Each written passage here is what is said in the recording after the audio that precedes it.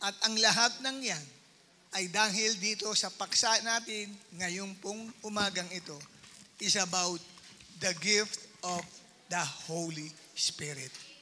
Dahil po sa regalo na banal na Espiritu ay napagtagumpayan natin ang maraming trials, maraming mga bagay na dumaan sa buhay natin, temptation, at nandoon po kapatid na maaaring dapat ay wala ka na sa mundong ito.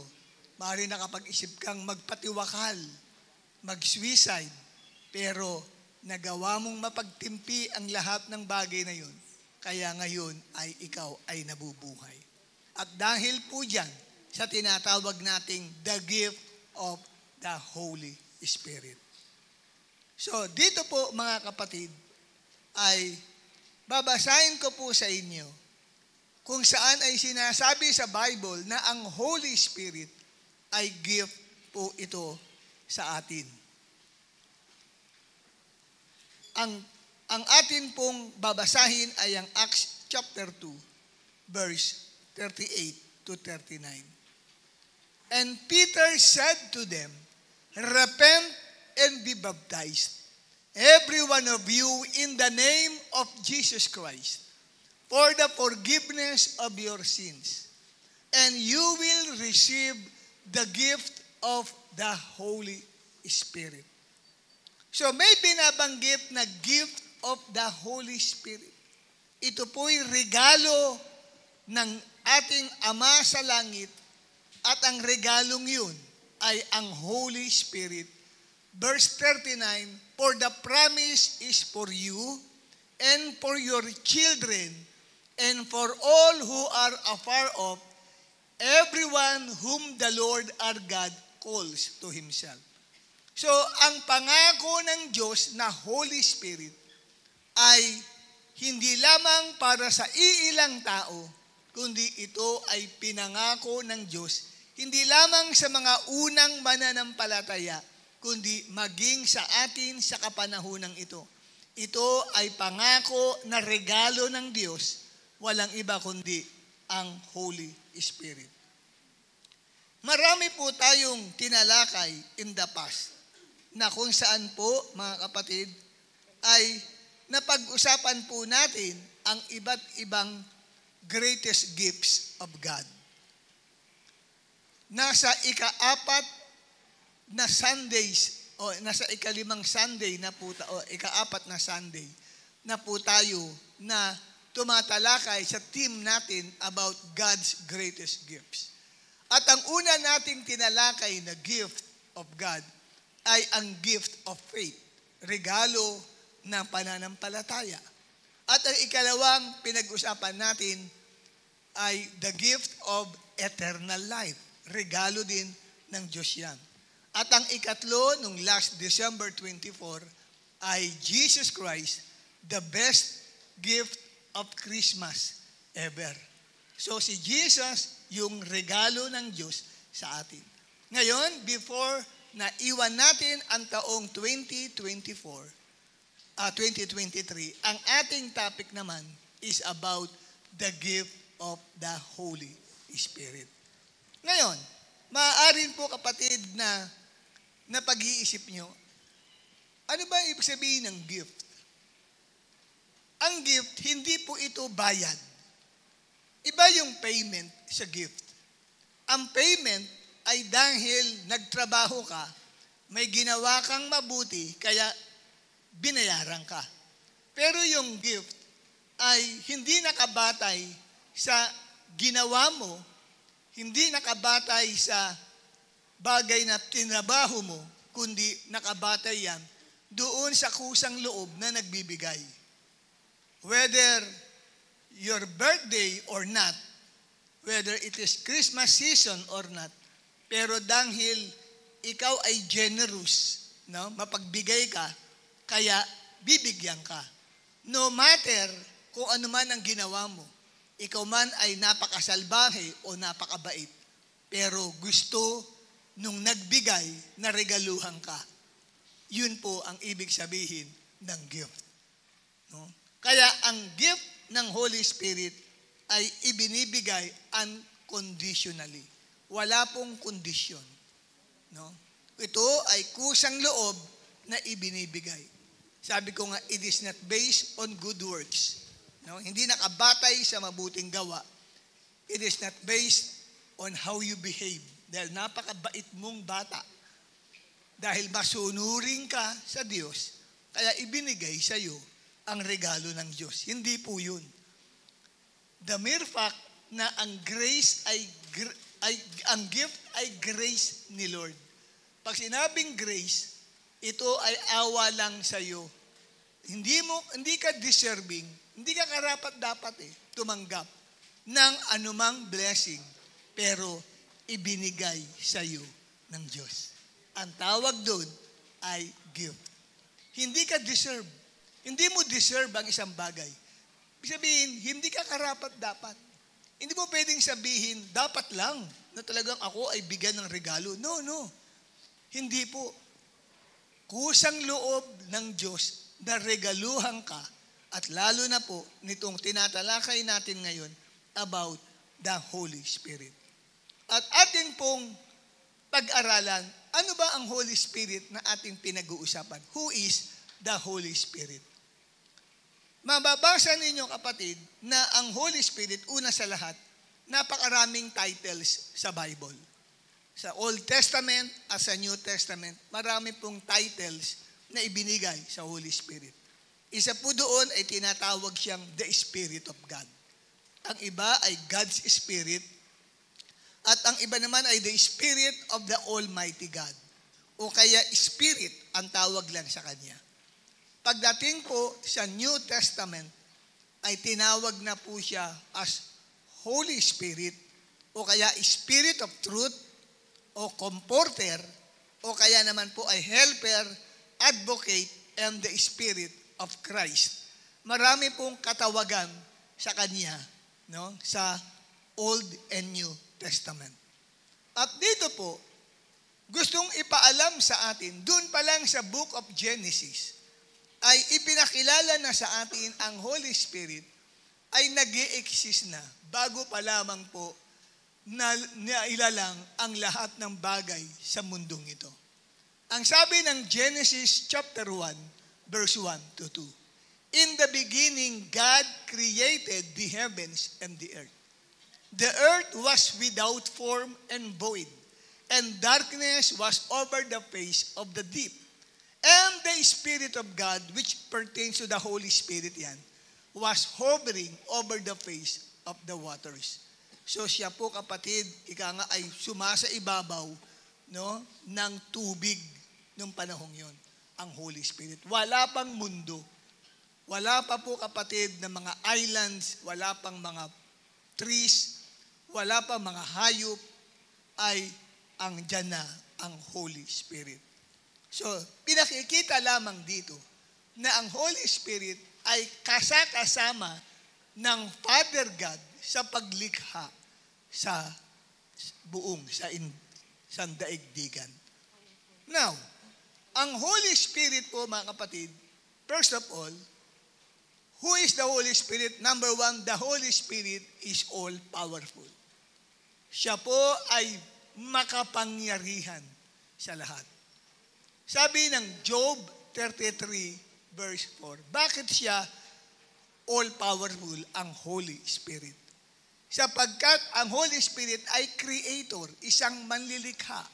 Sabi nga ng Job 33:4, the Spirit of God has made me. Sino ang lumikha kay Job? Ang Espiritu ng Diyos. O the Holy Spirit. He is also the creator. Sino ang lumikha sa atin? The Holy Spirit. At siya nagbigay buhay sa atin. Kaya tayo may hininga. It's because of the Holy Spirit. So yan ang ating pinag-uusapan, ang Holy Spirit. At ang ikalawa na pagpapakilala about the Holy Spirit, the Holy Spirit is what? Is present everywhere.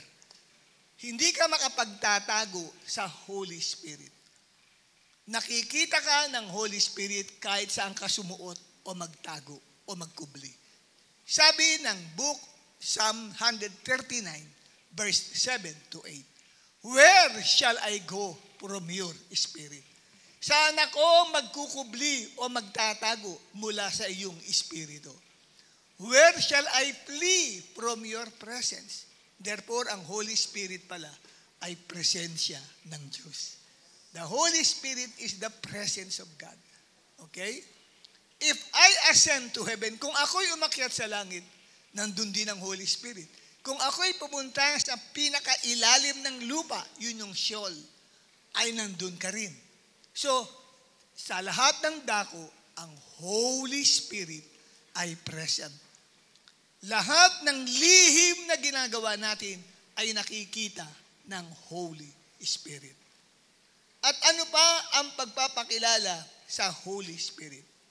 Although ang Holy Spirit, kapatid, ay tinatawag nating the power of the Almighty God, but He is a person. Siya po ay isang persona. Ang persona, katulad mo, you are a person. Bakit tinawag kang person? Kasi, una sa lahat, meron kang damdamin. Sino rito walang damdamin? Pag sinabing walang damdamin, kahit suntukin ka, hindi ka nasasaktan. Kahit sugatan ang puso mo, hindi ka nagdaramdam. Hindi ka umiiyak. Anong tawag sa'yo? Manhid. Hindi ba? Amen? Bukang hindi ka tao. Amen? Pero ang Holy Spirit, kapatid, ay isang persona. Bakit? Sa Ephesians chapter 4, verse 30, ito ang kabilin-bilinan ni Apostol Pablo. Sa English, do not grieve the Holy Spirit of God. Sa Tagalog, huwag niyong pipighatiin. Ano yung sabihin ng pipighatiin? Huwag niyong bibigyan ng sama ng loob ang Holy Spirit. Yun po. So, ang Holy Spirit pala, pwedeng mabigyan ng tao ng sama ng loob. Ilang sa inyo rito nakaranas ng sumama ang loob mo? Nagtampo ka. Di ba? Ganun din pala ang Holy Spirit. Nagtatampo din yan. Sumasama din ang loob niya. Ano ang context niyan? Paano sasama ng loob? Sa verse 29. Ang sabi, pigilan ninyo na magsalita kayo ng masama. Pag ikaw pala ay nagsasalita ng masama sa isang tao, nasasaktan ang kalooban ng Holy Spirit. Pag minamarites mo yung katabi mong yan, ay nasasaktan ang Holy Spirit.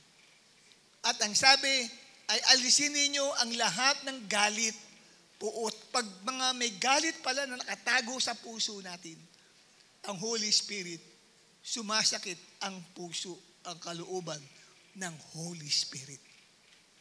Ganyan pala, kapatid. He is a person.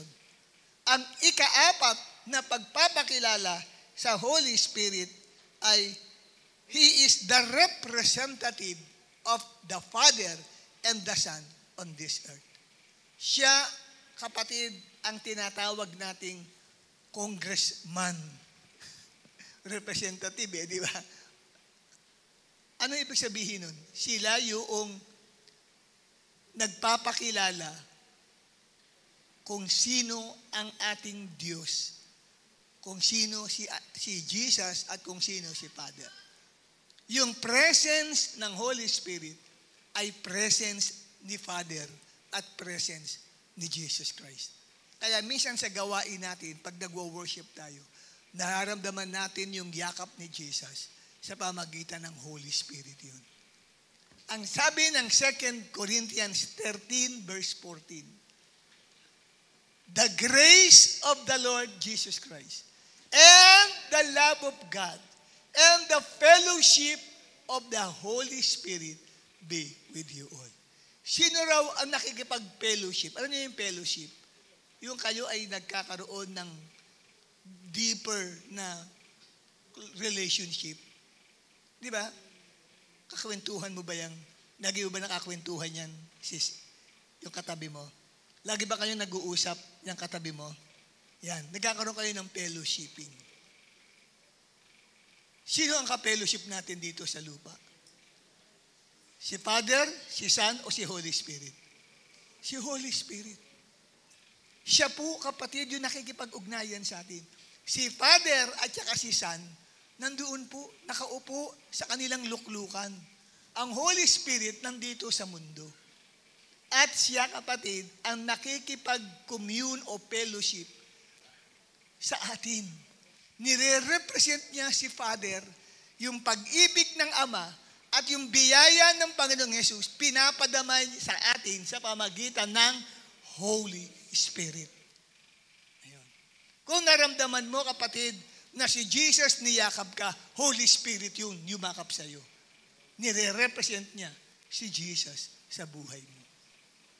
Naintindihan ninyo ang patungkol sa Holy Spirit.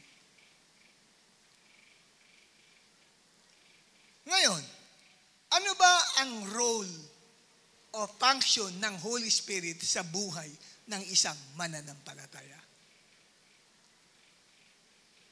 Ano ang role na ginagampanan niya? Ang role, minsan para sa pelikula, di ba?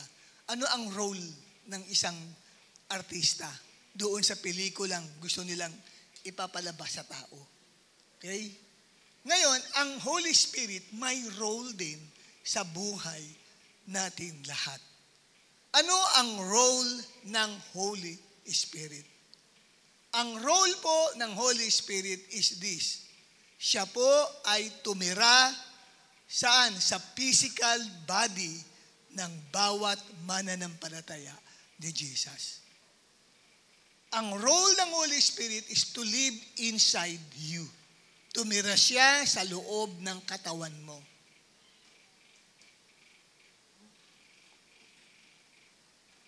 Hindi po siya nasa labas ng katawan natin. Ang role niya, tumira sa loob. Tignan mo ang loob mo. Sumilip ka lang sandali sa loob mo. No? Ang nakikita mo lang, katawan mo pag tumingin ka. Amen? Pero ang sinasabi kong nasa loob, nasa spirit mo, kaloob-looban mo. Nasa Bible ba yan? Opo, John 14, verse 17. Tinatawag ang Holy Spirit na Spirit of Truth. Ang sabi, even the Spirit of Truth whom the world cannot receive. So ang Holy Spirit hindi natatanggap ng mga taong na taga-mundo. Ang pwede lang makatanggap dyan, yung mga believer, tunay na follower ni Jesus Christ. Okay? Because it neither sees Him nor knows Him. But you know Him, sabi ni Jesus sa kanyang mga alagad. For He dwells with you and will be in you. So yung salitang in you, papasok sa loob mo ang Holy Spirit. Ang tanong ko lang, pumasok na ba sa loob mo ang Holy Spirit? Yung pinag-uusapan natin na Holy Spirit ay nasa inside ba ng katawang lupang yan? Yun ho, kapatid. Yun ang kanyang role, tumira sa atin pong katawan. Ano ang purpose, kapatid? Bakit siya ay titira sa katawang lupa natin? Upang, next slide, upang gawing templo ng Diyos ang ating katawan. The purpose of the Holy Spirit's living inside our physical body is to make our physical bodies the temple of God. Templo ng Diyos. Ang pag sinabing templo, di ba, lugar sambahan. Tama po ba ako? So, gusto ng Diyos na yung katawang yan ay maging lugar sambahan niya. Kaya ang isang taong nakakilala kay Kristo, ang katawan niya nagiging isang lugar ng pagsamba. So, sa makatuwid, kung lugar ng pagsamba, ang number one priority mo before this year end 2023 ay sambahin ang ating Diyos. Yun, kapatid, ang kailangan. Kaya nga inuuna si Lord. Hindi agad divisoria ang inuuna. Hindi agad mall ang inuuna. Hindi agad pambili, kapatid, para sa medianoche o handa sa medianoche ang inuuna.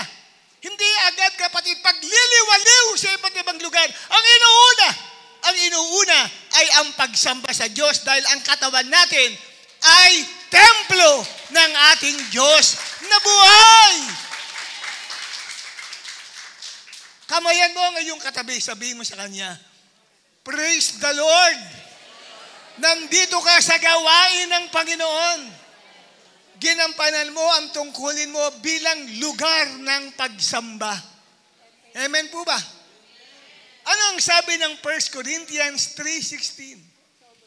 Do you not know you are God's temple?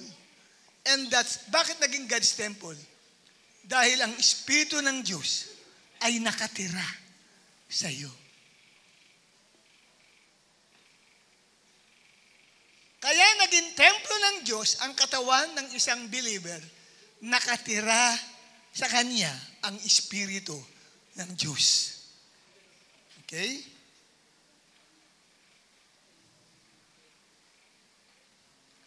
At naalala ko ang sabi ng 1 Corinthians 6:19. Hindi niyo ba alam na ang inyong katawan ay templo ng Holy Spirit? So, ang katawan natin ay templo ng Holy Spirit. Tirahan ng Holy Spirit. Yang katawan mong yan ay tirahan ng banal na Espiritu. By the way, ang Holy Spirit, hindi po ito yung buong pangalan ng tinatawag na Holy Spirit. Ang Spirit, siya yung noun. Yung Holy, siya yung adjective. Amen po ba? Na nagdi-describe anong uri ng Espiritu yan. Banal yung Espiritu. Hindi siya masamang Espiritu. Amen? Kundi banal na Espiritu ng Diyos ang tinatawag na Holy Spirit. Paano nangyayari yun? Na ang Holy Spirit ay titira sa katawan natin at magiging templo ng Diyos ang ating katawan. Paano nagaganap yun? Ito po, papaliwanag ko sa inyo how this thing happens. Paano nangyayari na ang katawan ng isang mananampalataya ay nagiging templo ng Diyos o templo ng Holy Spirit. Dalawang bagay po yan. Una, it happens when the moment a person believes the gospel. Pag po ang isang tao ay naniwala sa mabuting balita patungkol kay Jesus Christ, ang Holy Spirit ay pumapasok sa katawan ng isang tao. Nakaupo ka dyan and you believe my preaching. Naniniwala ka sa pinangangaral ko. Ang Holy Spirit, hindi nakikita yan eh. Invisible yan. Pumapasok yan doon po sa isang tao. At anong ginagawa? Ang ginagawa po, nire-renew yung spirit. Pag sinabing nire-renew, binubuhay niya yung espiritu ng tao. Dahil ang kalagayan ng isang tao, pag siya po kapatid ay wala pang Holy Spirit, patay yan sa paningin ng Diyos. Bagamat kumakain, nagtatrabaho, naglalaro, tawa ng tawa, pero patay siya pag tinignan ng Diyos. Ano yung namatay sa kanya? Yung espiritu ng tao. Hindi siya makakonek sa Diyos, kaya walang interest sa ganitong bagay. Kaya tignan nyo, sa dinami-dami ng mga milyon-milyong tao sa Pilipinas, nasaan sila ngayon? Nasa simbahan ba sila? Hindi. Mas priority nila ang pumunta sa Divisoria. Daming tao sa Divisoria. Hindi mahulugan ng karayom. Ba't nila pinapriority ang gawain ng Diyos? Kasi nga po, patay ang espiritu nila. Ang tangi lamang magpa-priority sa gawain ng Diyos, yung tunay na followers ng ating Panginoong Yesus. Dahil ang espiritu nila ay binuhay ng espiritu. Yun po. Yun lang ang magtsatsagang pumunta sa simbahan na katulad nito. Kahit inaantok at napuyat kagabi, babangon yan at pipiliting tumayo, maliligo muna. Siyempre, mahirap yung punas-punas lang. Marami kang makakatabi, delikado. Di ba? At ikaw ngayon ay sasamba sa Diyos. Kabayan mong katabi mo, sabi mo, praise the Lord. Buti na lang, naligo ka mo. Amen? Kaya nagkakaroon ng tinatawag na regeneration. Saan makikita yan? Titus 3 verse 5. Ayan, nariyan. No? Sabi, He saved us not because of works done by us in righteousness, but according to His own mercy, by the washing of regeneration and renewal of the Holy Spirit. Yung salitang renewal, yan po ibig sabihin ay paggigising ng Holy Spirit, pagkikwiken sa spirit natin. Nagising ang espiritu natin. Kasi yan po yung may interest sa Diyos eh. Nung una, walang interest sa Diyos. Dati noon, last year, hindi pa nire-renew ang spirit mo ng Holy Spirit. Hindi pa pumapasok ang Holy Spirit sa iyo. Pagdating ng December 31, nasaan ka? Maaring nasa mall, nasa DB, hanggang ngayon nakahilata pa din. Pero nagulat ka ngayon, December 31, umagang-umaga kang nagising, hihikab-hikab ka pa, pinilit mong bumangon at tumayo para nasa church ka. Bakit nagkaroon ka ng interest sa spiritual na bagay? Bakit ka nagkaroon ng interest patungkol sa Diyos? Dahil ni-renew o ginising ng Holy Spirit ang iyong espiritu nang ikaw ay sumampalataya sa salita ng Diyos. Kaya palakpakan mo ang Panginoon sa bagay na yan. Dati noon, wala ka interest. Lalo na, bago ka pumunta dito, nagyayaan pa kayo mga pinsan. Hindi sa tayo. Pupunta tayo sa PICC. Star City tayo, Star City muna. Hindi Sige, unahin niyo muna mag-Star City. Sa church muna ako pupunta. Bakit nagkaroon ka ng ganong idea? Kasi na-renew yung spirit mo eh. Amen? Yun yung role ng Holy Spirit pag pumasok sa iyo. Pero kung wala kang Holy Spirit, priority mo si Star City. Totoo po yan, priority mo kapatid, ang magliwaliw. Wala ka interest, ako isasamba sa Panginoon. Hindi ako pupunta sa church sa buong linggong ito. Ay wala kang espiritu ng Panginoon. Hindi na-renew ang spirit mo. Amen po ba? Kaya sabi, buti na lang, hinatak mo ko. Wala sana akong interest dumalo. Kung nagkataon, isa pala ako doon sa maaaring sinasabing hindi na-renew ang spirit ko. Amen? Yun. At ang ikalawa, kapatid, paano nangyayari na ang isang tao ay nagiging templo ng Holy Spirit? Number 2, it happens when the moment a person believes in Jesus, believes in the Word of God, the Holy Spirit marks the person as God's ownership. Tatatakan ka. Hindi ka lalagyan ng 666. Hindi yun. Tatatakan ka na ikaw ay pagmamay-ari na ng Diyos. Hindi ka na kabilang kay Satanas. Hindi ka na miyembro ni Satan. Kabilang ka na sa pamilya ng Diyos. Ephesians chapter 1, verse 13. Kaya pag pumasok ang Holy Spirit sa iyo, sino na nagmamay-ari sa iyo? Ang Diyos. In Him you also, when you heard the word of truth, the gospel of your salvation, and believe in Him, nang marinig daw ninyo ang salita ng katotohanan, at nanampalataya kayo kay Jesus, you were sealed with the promised Holy Spirit. Tinatakan ka ng ipinangakong Holy Spirit. Kaya may tatak ka. Kaya kilala ng Diyos kung sino ang nasa Kanya. Sa bilyong tao, sino ang kay Lord doon? May tatak yun. Hindi lang natin nakikita kung ano yung seal na nandyan. Pero ang Diyos ang nakakakita kung anong seal yan. At alam niya kung sino ang may Holy Spirit at kung sino ang wala. Tanungin mo katabi mo, may Holy Spirit ka ba? Ano ang sagot? Meron ba? Meron? Paano natin malalaman na meron? Ayan. Ito ang ating pag-aaralan ngayon.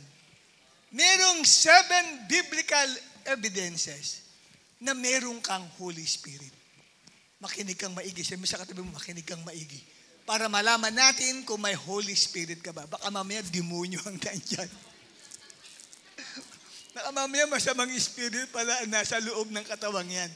Dito, para malaman ninyo kung may Holy Spirit ka. Ngayon, sa pagpapaliwanag ko sa 7 bagay, at nakita mo, wala ako nun. di lumapit ka kay Lord. Sabi ko nga, before this 2023 ends, meron pang blessing na ibibigay ang Diyos sa iyo. At maaaring isa yan, reregaluhan ka ng Holy Spirit. Naku, pag meron ka niyan, kapatid, hindi ka na maghahanap pa ng ibang bagay. Okay. Ano itong 7 biblical evidences that you have the Holy Spirit? Number one, kapatid, meron kang inner voice sa heart mo na nagsasabi sa iyo, save ka, ligtas ka, anak ka ng Diyos. Inner voice. Mayroon pong panloob na tinig. Meron pong witness. Meron pong sinasabing confidence sa puso mo. Kaya pag tinanong ka, pag mamatay ka kaya, mamaya, naputukan ka ng whistle bomb.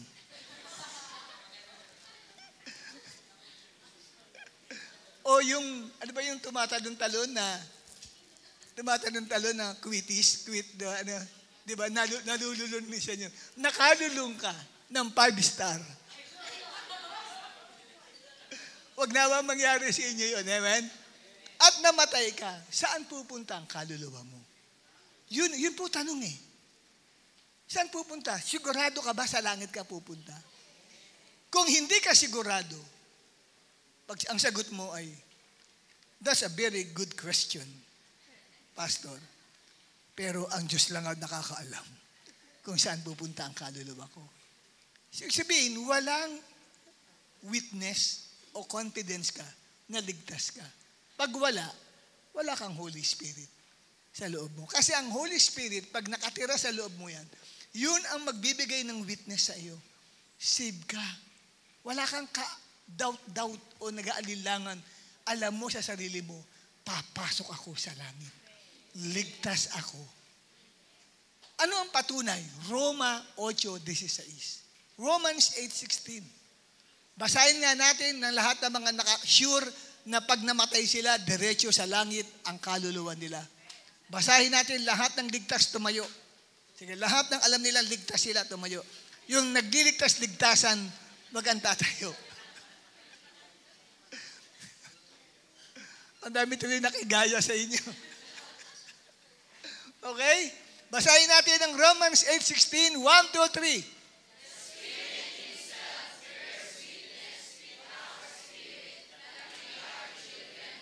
Iyon, palakpakan natin si Lord. Makakaupo na po kayong lahat. Ang Espiritu mismo, Holy Spirit yan, ang nagpapatotoo sa ating Espiritu na tayo ay mga anak ng Diyos. So, meron pong witness o tinatawag na inner voice. Hindi po siya literally na boses na ikaw ay pupunta sa langit. Hindi ganun. Para bang, iba yung pangaramdam mo, may confidence ka na alam mo sa sarili mo, sa langit ako pupunta. Kaya nga nag-i-invite kayo, di ba? Uy, umatin ka sa pinupuntahan kong church para ma-save ka. Kala mo naman to, save siya. Ikaw, ligtas ka ba? Tinanong ka na gano'n, anong sagot mo? Oo, ligtas ako. Oo, paano mo nalaman? Paano mo nalaman na ligtas ka? Kasi, mayroong patotoo sa loob ko eh. May Holy Spirit na nagsasabi sa akin, anak ako ng Diyos. Ikaw ba makapagsasabing ganun? O maaari masabi mo, may witness sa akin, anak ako ng demonyo. Walang ganun, di ba? Di ba? Kaya nga yan ang patunay. Number 1, biblical evidence. Ang Holy Spirit nangungusap sa iyo, anak kita. Anak ka ng Diyos. Ligtas ka. Pero kung walang ganun, iba ang nagsasalita, si Satanas. Aking ka. Dapat ay ang Holy Spirit nangungusap sa puso mo. Okay? Ayan. Indihan mo, Chelsea. Ang Holy Spirit dapat nasa heart mo yan. Ligtas ka ba? Hindi siya makapag kung ligtas siya o hindi. Ligtas ka ba, Chelsea? Kung papasok ka ba sa langit? Yun, nakapag-isip-isip siya ngayon. Number 2, ikalawang evidence na pag namatay ka, sigurado ka sa heaven. Nakikita sa iyo ang makadiyos na ugali. Godly character. Ano itong godly character na ito? Ang tawag diyan ay fruit of the Holy Spirit. May 9 na bunga ng Espiritu ng Diyos. Sa Galatians chapter 5, verse 22 hanggang 23. Fruit, bunga ng Holy Spirit. Ibig sabihin, pag nariyan ng Holy Spirit, nakikita yung bunga. Parang ganito. Anong puno yan?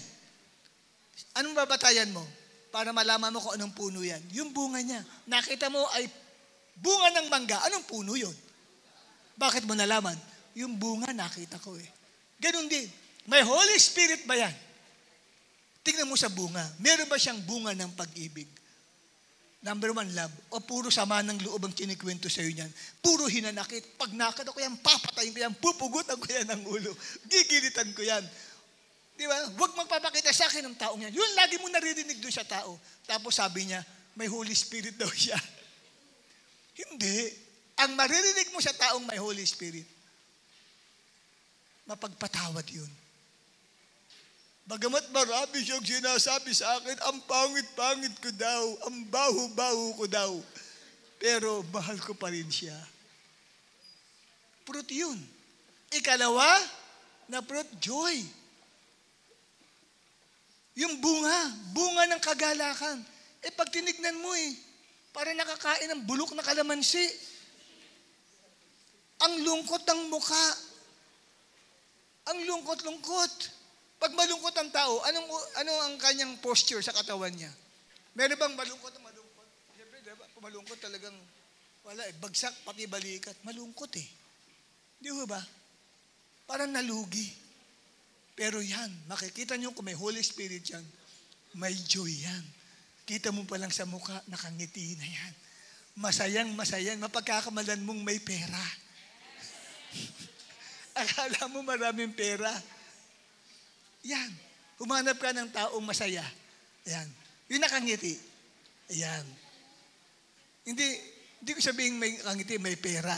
Ibig sabihin, may Holy Spirit yan. Okay? At ikatlo, may peace. Bunga yan. Bunga, may kapayapaan. Nakita mo yung sister mo, dahil problema. Pero, kita mo sa kanya, tignan mo yung buhok. Malalaman mo sa buhok kung ang tao ay may peace. Malibang kalbo na siya. Pero sa buhok, pag nakita mo na parang alambre ang buhok, ibig sabihin, hindi makatulog yan. Ang daming iniisip niya, nagmamanifest sa kalagayan ng kanyang hair. Para siyang, kahit anong shampoo ang ginamit niya, yung buhok pa rin niya, kala mo alambre. Walang peace. Maliban kung talagang alambre talaga ang buhok niya. Sabay suklayin ang buhok. Pahawak mo sa katabi mo kung mukhang alambre. Hawak ang mga buhok mo para bagang alambre ba? Smooth na smooth. Wow, soft na soft. Sabihin, nakakatulog yan. Yung hindi makatulog dahil sa mga problema. So number 2 is godly character. And then, patience, kindness, goodness, faithfulness, gentleness, self-control. Yan po, 9 na bunga ng Holy Spirit. Meron ka ba niyan? Kung wala ka niyan, maaaring wala kang Holy Spirit. At ang ikatlo na evidence na meron kang Holy Spirit ay meron kang passion for evangelism. Grabe yung desire mo mag-share. Gusto mo mag-share sa mga kakilala mo, classmate mo, office mate mo, kaibigan mo. Basta pag na-meet mo sila, hindi pwedeng hindi mo i-share si Jesus sa kanila. Nag-share ka patungkol kay Jesus. Pero kung wala kang ma-share, baka wala kang Holy Spirit. Ano ang patunay sa Bible? Acts 1, verse 8. Ano ang sabi ng Acts 1:8? But you will receive power when the Holy Spirit has come upon you. Oh, sige nga, tatanggap ka daw ng kapangyarihan pagdating sa iyo ng Holy Spirit. Anong gagawin mo? And you will be my witnesses. Magiging saksi kita. Hindi saksi ni Jehovah. Magiging saksi ka ni Jesus Christ. Pag sinabing sumasaksi, nagte-testify. Nag-share ka patungkol kay Jesus. Yun ang patunay, may Holy Spirit ka. Pero yung wala kang ka-desire, ay naku, wala akong panahon dyan. Kapatid, question mark po yun. Baka wala kang Holy Spirit. Dapat may desire ka. Kahit hindi mo man siya maaya sa church, basta nababanggit mo sa mga kasama mo sa trabaho, sa mga classmates mo, alam mo, wala kayo napupuna sa akin. Sabi ng mga classmates, alam mo si Kyle, sabi ni Kylie, wala ba kayo napupuna sa akin mga classmate ko? Oo nga, dati mukha kang boyish tignan eh. Hindi mo nakikita ngayon, mukha akong babae na. Magpapatotoo siya ngayon dahil tinanggap ko si Jesus sa heart ko. Hindi ba alam, karatista ko? Sabi ni Kylie, nag-aaral ako ng judo karate. Pero ngayon, tinan nyo, ako ay palasyer na ngayon. Di ba? Bakit? Kasi, nag-share siya, may Holy Spirit na nakatira sa kanya. Nahihiya ka mag-share. Yan, mahihiyain ka. Ang Holy Spirit, kaya nga pumapasok ang Holy Spirit sa katawan ng tao. Binibigyan siya ng katapangan. Pinakakapal ang mukha. Alam niyo ba, pag may Holy Spirit ka, ang kapal-kapal ng mukha mo. Sabi mo sa katabi mo, ang kapal ng mukha mo. Amen po ba, kapatid? Bakit? Ano yung sabihin ng makapal ang mukha? Hindi mahiyain. Hindi nahihiya. Bagamat mahiyain ka, pero mag-share ka. Bagamat nalalamig ang kamay mo, pero nagkikwento ka patungkol kay Jesus. Yan po ay isa po sa patunay na Holy Spirit, meron ka. Pag wala ka niyan, pag-aralan mo na ang sarili mo, umiyak ka sa harapan ni Lord. Lord, wala po akong burden to share you with other people. Sabi doon sa Acts 1:8 magiging saksi mo ako pag ang Holy Spirit pumasok sa akin. Hindi din nga po ako nagsumasaksi patungkol sa iyo. Nahihiya nga po ako. Magpatunay ka sa akin. Sabihin mo kay Lord yun. Tutulungan ka ni Lord. Ako, kung kilala niyo lang ako, napaka-mahiyain kong tao. Pero noong ako ay tumanggap ng Holy Spirit, sa jeep, sa bus, tumatayo ako, nangangaralo ako nung araw. Noong ako po ay nagkatabaho pa sa Makati, punuan dyan sa Quiapo, ang sakay na papuntang Ayala. Kahit punuan yan, magpapaalam ako doon sa conductor at sa driver, pwede bang mag-share ng Word of God? Pwede daw. Nakatayo lahat kami. Nakatayo ko, ang boses ko umaalingaw-ngaw mula sa driver hanggang sa pinakalikuran ng bus. Nag-share ako ng gospel sa kanila. Pero mahihiyain ako. Patunay lamang na may Holy Spirit ka.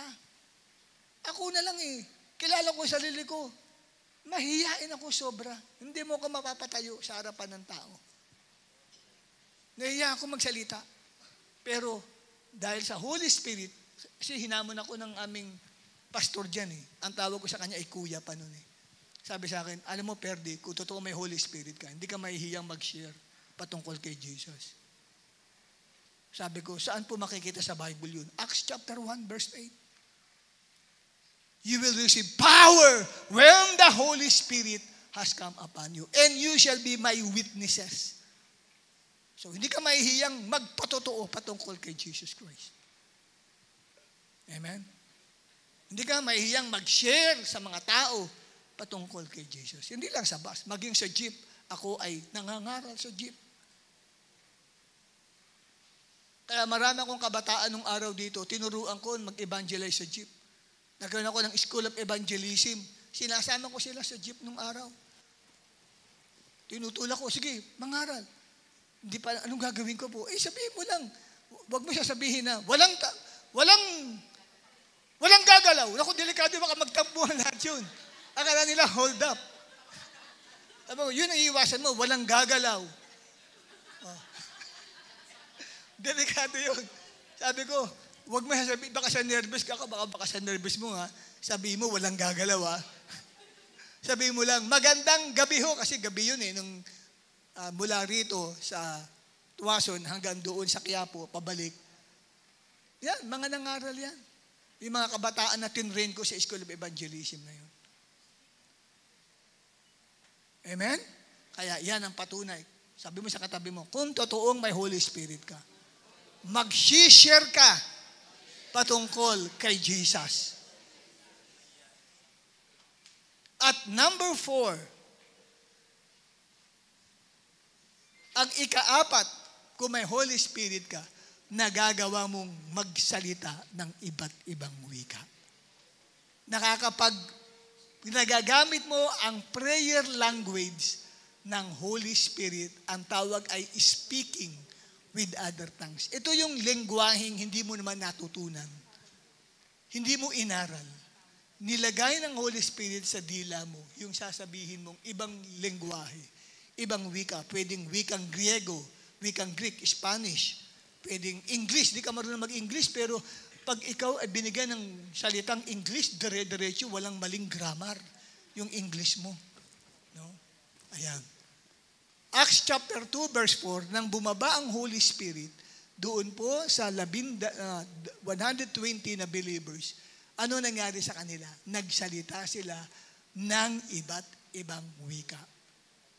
At sabi ng Acts 2:33, pinatotoo ni Pedro sa kanila na ibinuhos sa kanila ang ipinangakong regalo na Holy Spirit, which you are seeing and hearing. Alam natin, seeing. Nakita siguro sila para mga lasing. Ano yung hearing? Naririnig silang nagsasalita ng iba't ibang wika. Kung hindi mo pa naranasan yan, i-desire mo. Kasi dapat nagagamit mo yan. Saan mo pwedeng gamitin? Sa personal prayer mo. O kaya sa worship natin kay Lord. Nakakapag-speaking in tongues ka. At next verse, Acts chapter 10, 44, next slide, 46. While Peter was still saying these things, the Holy Spirit fell on all who heard the word. And the believers from among the circumcised who had come with Peter were amazed. Nagulat sila. Nagpipit si Peter. Bumaba ang Holy Spirit sa mga nakikinig. At ano nangyari? Ang sabi, narinig kasi nila, nagsasalita sila ng iba't ibang wika. Kasi because the gift of the Holy Spirit, yan, yung regalo ng Holy Spirit, was poured out, ibinuhos ang regalo na Holy Spirit. Paano nila nalaman na tumanggap sila ng regalo ng Holy Spirit? For they were hearing them speaking in tongues. Kasi naringgan nila nagsasalita ng iba't ibang wika. Kaya hingin nyo yun sa Panginoon. Hindi mo ba naranasan yan? O kapatid, i-desire mo kung talagang meron kang Holy Spirit. Kasi kusa yan. Kung meron kang Holy Spirit, kusa yan. Magbibigay ng word yan. Mula dito, parang bubbles yan tumataas. Ibuka mo lang ang bibig mo mamaya, magugulat ka. May ibang wika na lumalabas sa bibig mo. Kung may Holy Spirit ka. Okay? At ang ikalima na evidence, tama ba? Ayan. Ikalima, we feel the extreme love of God in our hearts. Kung may Holy Spirit ka, grabe, madadama mo yung grabing pagmamahal ng Diyos sa iyo. Maiiyak ka. Nasaan ba ninyong lumalakad kayo sa labas, umiiyak, tumutulo ang luha mo? Kasi nararamdaman mo yung pagmamahal sa iyo ng Panginoon. Ayan po, isa sa patunay yan. Ang sabi ng Roma 5 verse 5, and hope does not put us to shame because God's love has been poured out into our hearts through the Holy Spirit who has been given to us. Ang pag-ibig ng Diyos binubuhos sa puso natin sa pamagitan ng Holy Spirit. Kaya may mga tao, grabe, in love sila kay Jesus. Hindi ba pigilan ng mga magulang? Magbabagong taon, saka na naman, nagbibihis ka, umaga-umaga, pupunta na ako sa gawain namin. Dapat maglinis tayo ng bahay. Hindi na, punta muna ako sa gawain namin. Pagbalik ko, ako lahat ang maglilinis niyan. Hindi Sabi ng nanay, naku, grabe yun, di ko talaga mapigilan. Mahal na mahal nun si Jesus. Patunay yan, may Holy Spirit yung bata. Kung ako nandun, narinig ko, Nay, huwag yun ang pagalitan. Ganyan talaga pagka may Holy Spirit. Number 1, si Jesus sa kanila. Kahit anong pigil ng magulang, hindi mapipigilan yan. Kahit anong pigil ng asawa, oh, sweetheart, bumangon ka na naman. Ang aga-aga mong bumangon. Saan ka pupunta? Sa church. Aatin ako dun, ayaw mong sumama. Na naman, church na naman, kacha-church lang nung nakaraan, punta ka na naman sa church. Ganyan talaga, matindi ang pagmamahal kay Jesus pag may Holy Spirit. Sabi ng boyfriend mo, December 31 sa umaga, date tayo. Saan? Sa DB? Sa DB tayo mag-date? Ay, hindi pwede. Mag-charge ako. Ano ba naman yan? Pinagpapalit mo ko diyan sa Jesus na yan. Ganyan talaga. Kayang-kaya mong ipagpalit ang boyfriend o girlfriend mo kay Jesus.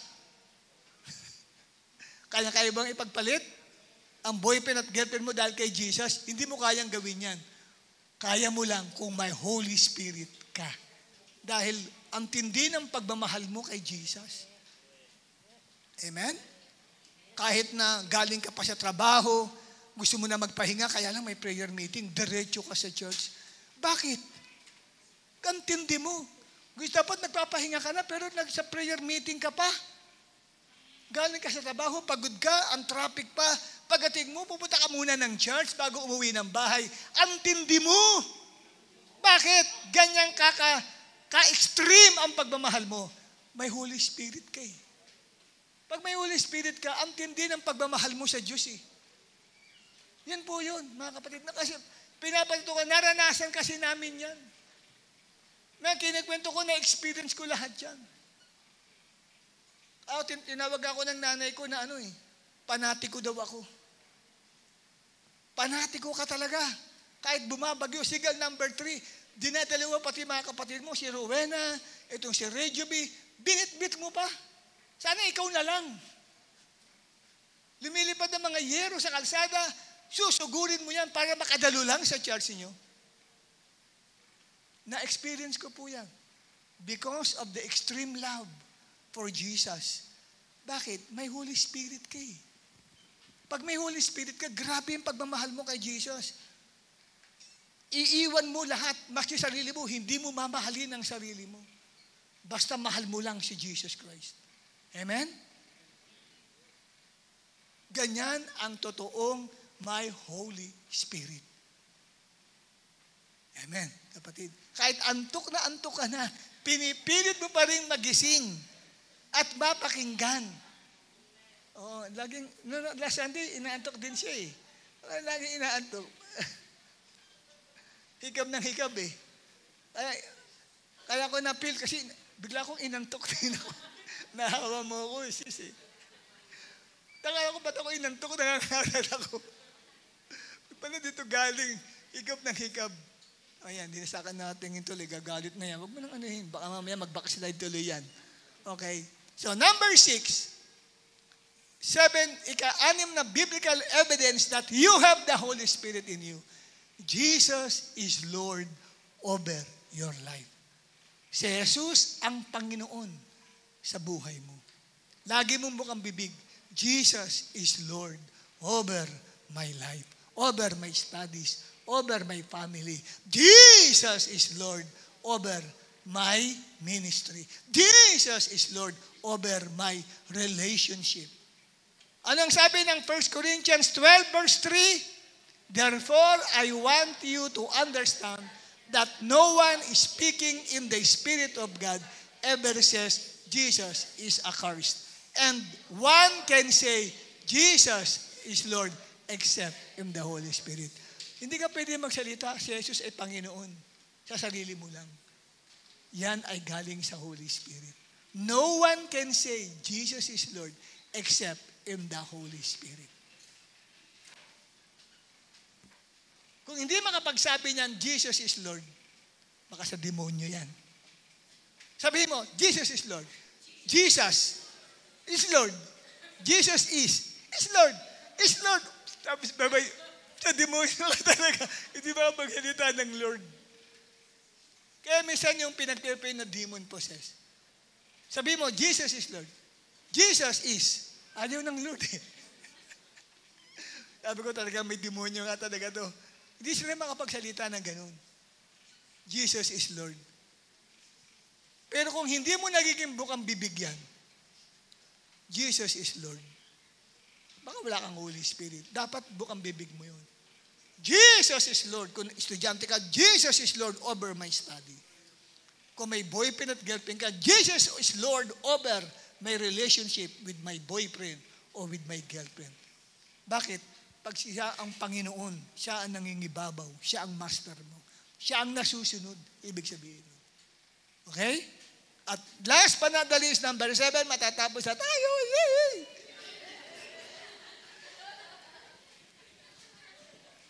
Tuwan-tuwa ako. Bakit? Baka pagpapahinga ako. Ang hirap ata mag-pizza. Ika-7, kapatid. Ayan. Ika-7th and last biblical evidence that you have the Holy Spirit, you walk in holiness. Lumalakad ka sa kabanalan. 1 Peter 1 verses 1 and 2. Binanggit dito na naka-highlight yung gawain ng Holy Spirit. The Holy Spirit sanctifies. Nagpapabanal. Pag sinabing banal, hindi ibig sabihin wala kang nagagawang kasalanan. Ibig sabihin ng banal o holy ay hinihiwalay ang sarili sa iba. Set apart. Inihiwalay mo. Ibig sabihin, ibang-iba ka kesa sa mga taong hindi nakakilala kay Lord. Iba ka. Kaya ngayon, December 31, kita na agad ang pagkakaiba. Yung iba, nasaan? Nasa DB. Ikaw, nasa church. Iba eh. Diba? Yung iba, nasaan? Nasa pasyalan. Ikaw, nasa church. Kita mo yung difference. Set apart eh. Binukod ka, hiniwalay ka. Yung iba, nasa bakasyunan. Ikaw, nasaan? Nasa church. Hiwalay na hiwalay ka. Kasi yun po sinasabing walking in holiness. Hindi sinasabing wala kang nagagawang kasalanan. Kasi lahat naman tayo ay nakakagawa ng pagkukulang sa Diyos. Pero ang pamumuhay natin, iba sa ibang tao. Yung iba ngayon, nasa bahay. Iba ngayon, ang daming tao dyan sa palengke ng kundiman. Maraming tao dyan sa market ng trabaho. Punong-puno. Sa church, hindi puno. Bakit? Kasi nga, may pagkakaiba. Iba ang buhay ng mga nakay Kristo at may Holy Spirit. Una, lagi si Lord sa kanila. Hindi mapapanatagan na nasa bahay lang. Kung may Holy Spirit yan, hindi patatahimikin ng Holy Spirit yan. Babangon at babangon yan. Magbibihis yan. Pupunta sa church yan. May Holy Spirit yan eh. Hindi pwede yun na wala kang, hindi ka akayin ng Holy Spirit. Hindi naman sumusunod sa iyo ang Holy Spirit eh. Ikaw ang susunod sa Holy Spirit. Okay? Ayan. Tandaan nyo yan. Ngayon, ang tanong. Ano ang tanong? Ayun, tinanggap mo ba ang Holy Spirit magmula nang ikaw ay sumampalataya kay Kristo? Meron ka ba nito? Hallelujah. Tumayo tayong lahat mga kapatid. Dahil sa papasok ng taong 2024, mas lalong kailangan natin ang Holy Spirit sa buhay natin. Kung wala siya, hindi tayo makakasurvive sa year 2024. Kailangan natin ang Holy Spirit.